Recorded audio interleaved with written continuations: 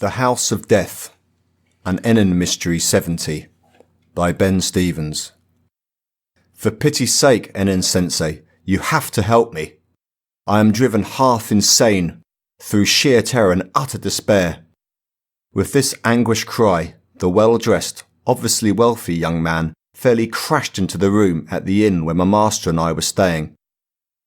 Kukai, pour him a cup of sake, instructed my master brusquely, helping the young man, who was a little dishevelled and also mud-stained for all his finery, slump onto one of the two futons. You'll need a drink yourself after you've heard my story, gasped the young man, draining his cup in one draught and holding it back out for me to fill it again. What luck that you should be staying close by. But, by Buddha, I swear I shall go mad. The horrors I have faced this very evening. I have neglected to say that it was extremely late, perhaps 2 or 3 in the morning. My master and I had been quietly talking and drinking together, so that the time had quite got away from us. Perhaps you should tell me what has happened without further delay, remarked my master gently. The young man nodded, now seeming just a little calmer as the alcohol impacted. Where to begin? Where to begin? He groaned. Then, with a shrug of resignation, he began. The basic facts are simple, Enin-sensei. My name is Hikojiro Fujiwara. I am the eldest son of a wealthy merchant, who passed away a few years ago, leaving me and my younger brother, Soichi, his entire fortune, to be divided equally. Our mother died when we were both very young, Soichi still almost a baby, in fact, and there were no other claimants upon my father's estate. Consequently, Soichi and I had the good fortune to become what is commonly referred to as gentlemen of leisure. We saw each other fairly regularly, meeting on occasion for a drink and something to eat. I was, damn it, extremely fond of Soichi, although I am frequently reminded of just how I truly am the older brother, for, at times, Soichi can be almost irritatingly naive. Anyway, to put it bluntly, Soichi recently just disappeared. Disappeared? Murmured my master. Completely, as though into thin air. I alerted the local magistrate. A search was conducted, but nothing. But then I fairly ransacked the house in which Soichi lives, on his own, except for the 2 servants he employed, and I found this letter in a drawer of his desk. Reaching inside his splendid purple kimono, with what was obviously his family crest picked out in gold thread upon it, Hikojiro Fujiwara then presented my master with a piece of paper. My master held this letter so that I might also read it. The writing was elegant and clearly feminine.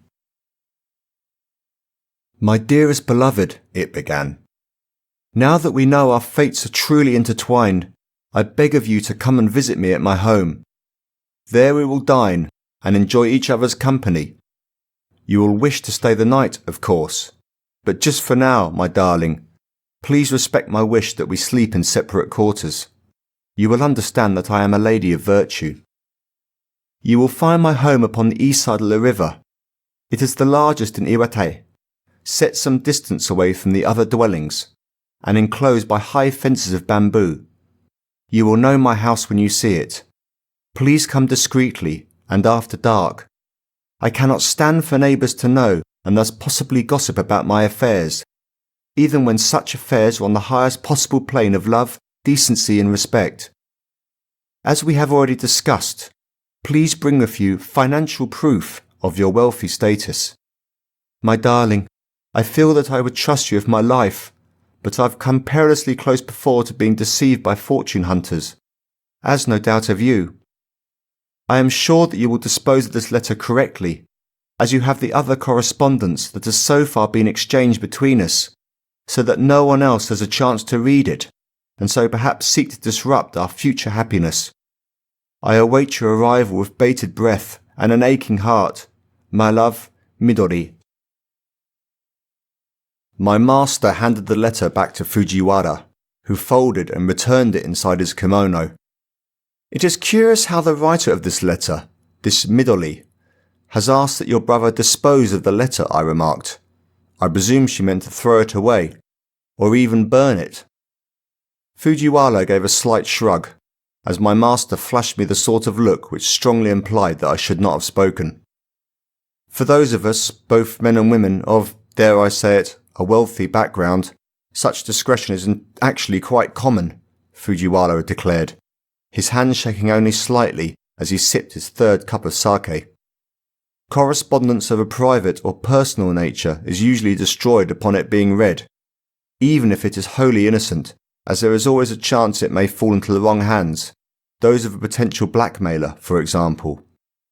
Please do not underestimate how open we are to the threat of scandal, and a skillful blackmailer is often able to manipulate even the most innocuous of correspondence, so that it appears in some way shameful. For some unknown reason, my brother had not destroyed the letter, although I have no doubt that he intended to, at the earliest available opportunity. Like me, he is, I correct myself once again, though I know in my heart that he is truly dead, an extremely prudent individual. I nodded my understanding, while feeling rather embarrassed about my ignorant comment. My apologies for my servant's interruption, Fujiwara-san. Please continue with your most interesting narrative, said my master tightly. Perhaps I should have taken this letter to the local magistrate, but he had irritated me with what I considered to be his uncaring and also somewhat high-handed attitude concerning my brother's disappearance. So, rightly or wrongly, I now decided to investigate this matter by myself. I discovered that the small, somewhat remote town named Iwate was only some 10 or so ri from here, continued Fujiwara. I hired a palanquin to take me there this very afternoon, and thus found the large, rather lonely house with its high bamboo fences. As the letter said, it was located a certain distance away from the other dwellings, so that no one observed me walking towards it. I had got out the palanquin at the edge of Iwate. I opened the gate in one of the fences, and walked up the path to the front door. After some time, this door was opened by an attractive woman whom I instantly realised, from her dress and manner, must be the owner of this house. As you may imagine, this somewhat surprised me, for anyone living in such a grand home must surely be expected to have at least 2 or 3 servants, quite often more. Certainly the owner, him or herself, does not open the front door to unexpected callers, just like some common maid. I introduced myself, and no sooner had I said my brother's name than she denied all knowledge of the affair. Although this was undoubtedly the house described in the letter, she claimed that she had never known a Soichi Fujiwara in her life. No person answering my brother's description, such as I gave now, had ever set foot inside her home, nor was her first name Midori. I had showed her the letter, which she merely stared at for a few moments, with a mixed expression of confusion and mild annoyance. I beg your forgiveness, I said wearily, preparing to leave. I had foolishly instructed my palanquin bearers not to wait for me, so that I wondered if I should have to make the return journey entirely by foot. I apologise for having disturbed you. No, I am sorry for your wasted trip, she said gently. This letter must be part of some foolish prank. It is quite bizarre. But you say that your brother is missing? He has been missing for quite some time now. And as I said these words, I'm afraid to say that I nearly lost control of my emotions. But I had almost given up hope of ever seeing my brother again, and this woman appeared as sympathetic as she was attractive. How terrible for you. Please do come in, she said, motioning for me to step inside the large hallway. Relax a while before your return journey. I hardly like to intrude, I began, but secretly I was glad of the invitation. This woman was almost enchanting, if that doesn't sound too strange a thing to say. And if it does, then it still best describes the effect she had upon me. I am a fairly solitary individual, not given to confiding my thoughts and feelings in anyone. But to this woman, I confess, I was almost stricken with the desire to talk and be comforted. Once I had removed my footwear and stepped inside her house, she showed me into a large tatami room, with a low wooden table with several flat cushions placed either side of it. "Please make yourself comfortable," she said in that low, soothing voice. "I will return with a little refreshment." "There is really no need," I began. But she had already disappeared out of that room, which was becoming a little gloomy now that the day was darkening outside. Again, I felt confused by the obvious lack of servants. Was this attractive woman, who was certainly no more than my own age, really living here all by herself? She proceeded to come in and out of the room several times, lighting a lamp beside the table before placing upon it sake, tea and several quite delightful dishes, including stewed clams and pickled eggplant. She quite refused my offer of assistance, although I'm scarcely used to setting out my own meals. Pouring me out a generous measure of sake, she said that she did not drink alcohol. We then began to eat. It was all very delicious, as fine a dinner as I have eaten for quite a long time, for all its relative simplicity.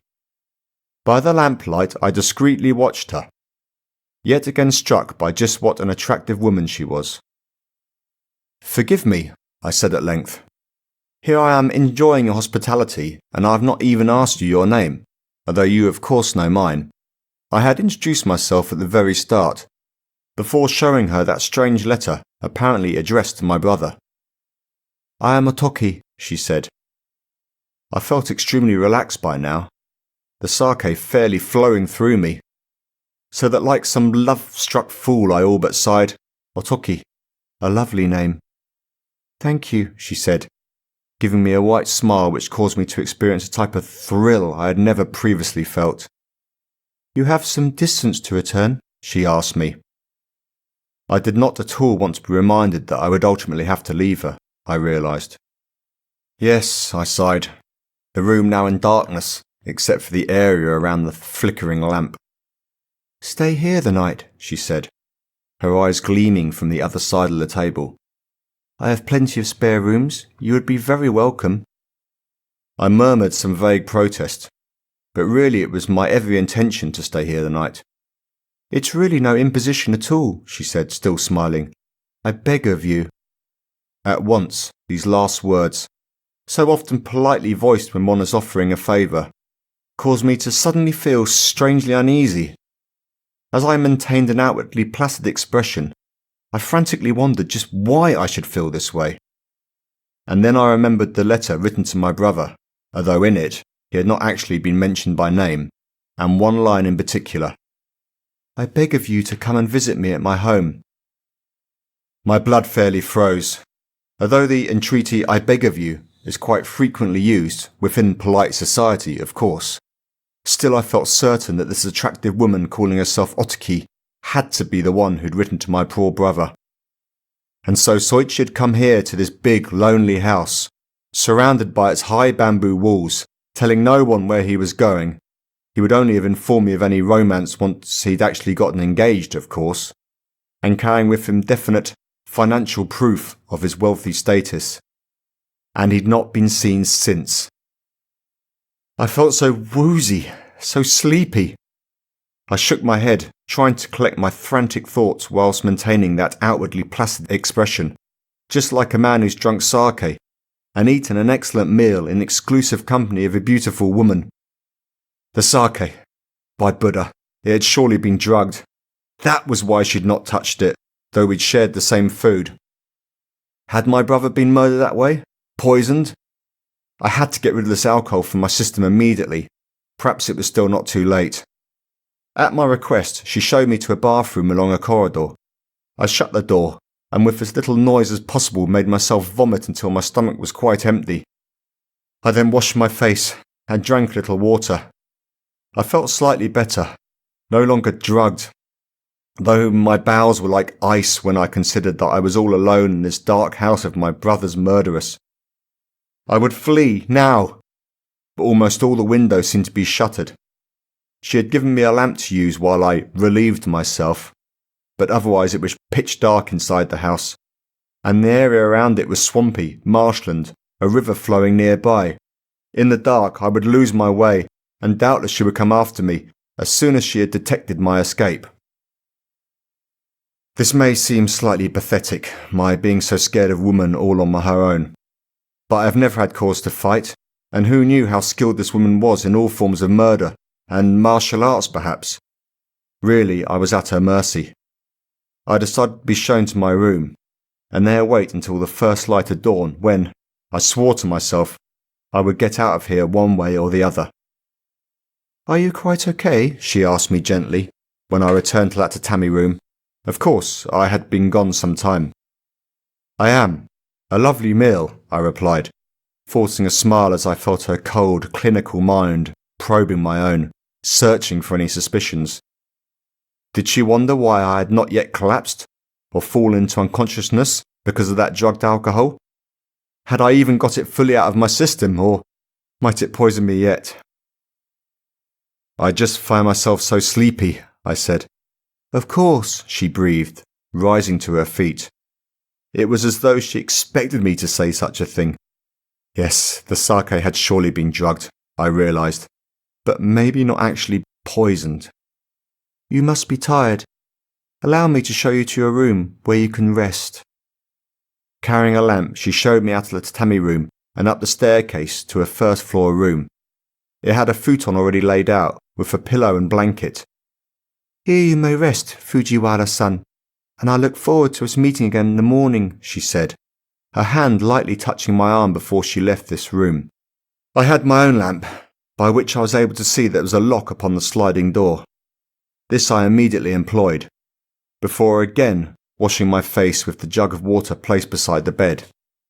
I now felt sure that my forced vomiting a short while earlier had quite voided any poison, or whatever it was, out of me. Now I just had to wait, here in this room, until the first rays of sun shone and I could see well enough to make my escape. But still, I really was so tired. The recent stresses concerning my brother's disappearance had quite caught up with me, to say nothing of my current predicament. The futon in this room was placed upon a slightly raised wooden platform. I stripped the bedding and tapped the surface of this platform. It sounded absolutely solid. Nothing, such as a knife, would be able to penetrate it from underneath. Door was locked also, and it could only be locked from the inside. No one would be getting inside this room tonight without me first hearing them. Really, a few more hours was all I had to endure.